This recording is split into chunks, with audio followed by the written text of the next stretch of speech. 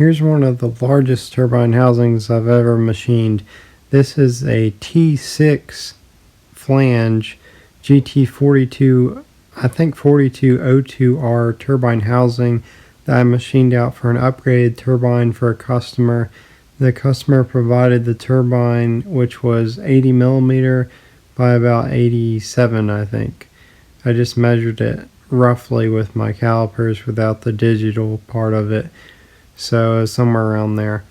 So I flared it out and cleaned it up on the inside, and then made a spot to where I could grab the housing on the inside, because that was the easiest way for me to grab this housing on the chuck and machine it and do what I had to do to get it to fit.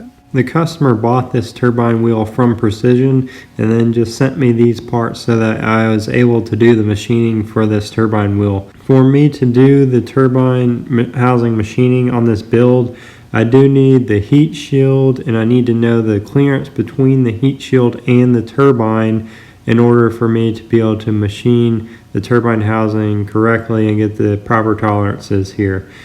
The tolerance between the heat shield on this one, I think, was about 60, no, I think it's 40, maybe it's 60 thousandths. I can't really remember. I'd have to go back and measure it. So then you just add 20 thousandths onto that number, and that is the clearance between the turbine wheel and the housing.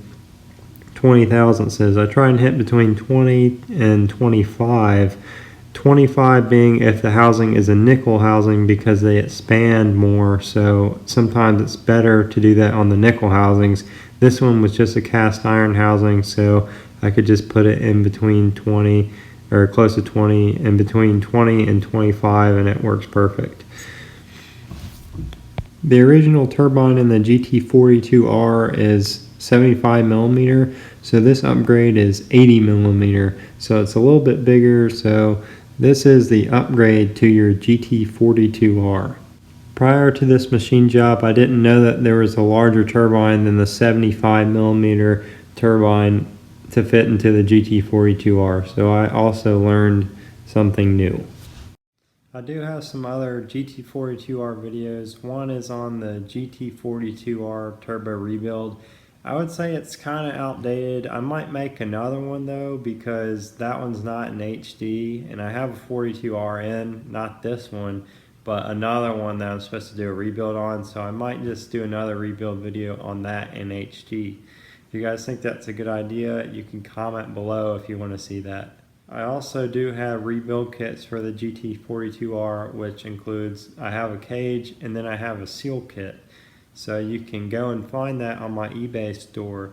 To get to my eBay store, you can go to our website, turbolabofamerica.com, and then you can go under the navigation bar and there's buy turbo parts here, and that will send you to our eBay store, and you can also subscribe to the eBay store.